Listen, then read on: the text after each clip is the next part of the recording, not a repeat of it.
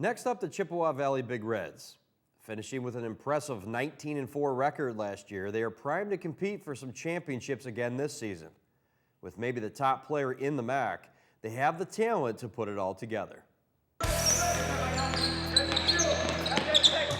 We're optimistic, cautiously optimistic. I think that's always the key word is, we've got some nice senior guards, 3 of them that we really like, and got a couple other ones that are right behind them. So, we've got a good group of juniors. We're not real big, but we're pretty athletic, we're pretty quick, and we're going to try to do what we did last year and put that athleticism and quickness to use. So I think we're going to try to be pretty up-tempo and pressing and find out how people handle that.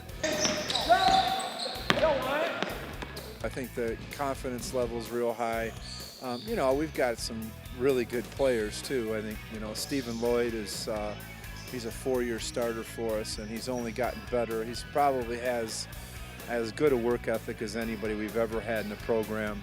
I think he's a D1 player now. He's had a tremendous summer. He's got a lot of interest, and his game is just elevated tremendously. Then right behind him we have Reed Adams, a 3-year starter basically. Reed had a rough year last year shooting the ball offensively. Everything we've seen this year is he's got out of that junior slump. He's having a great shooting preseason. We like what we see offensively. Quincy Lunsford came off the bench for us last year and really provides some spark. He'll be a starter for us this year. Great perimeter player. So we have a 3-headed monster, right, really guard-wise, that are all seniors and we think very talented. I think people are going to look at us and not think too much, but I think we're going to have a lot more to show than what you actually see.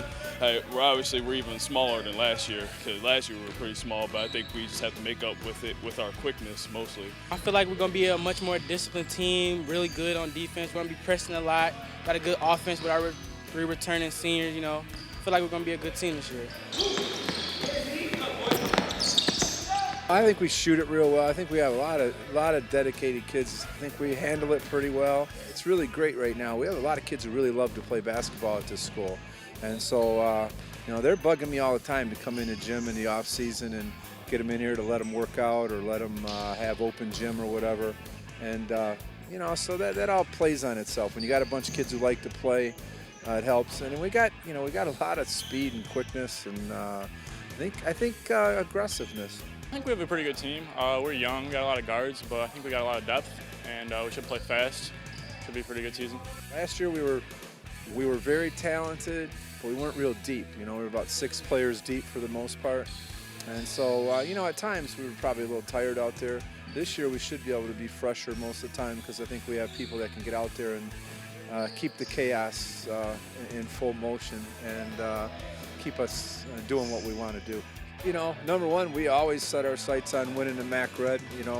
People talk about tournament this, tournament that, but the MAC Red is a true challenge of resilience, especially for somebody like us because, we didn't oversize anybody last year. We had to out-hustle and outwork them. So, I think this year, again, for us, it's about effort and hustle. And doing what we do, and we work. Usually we've always been a very good defensive team.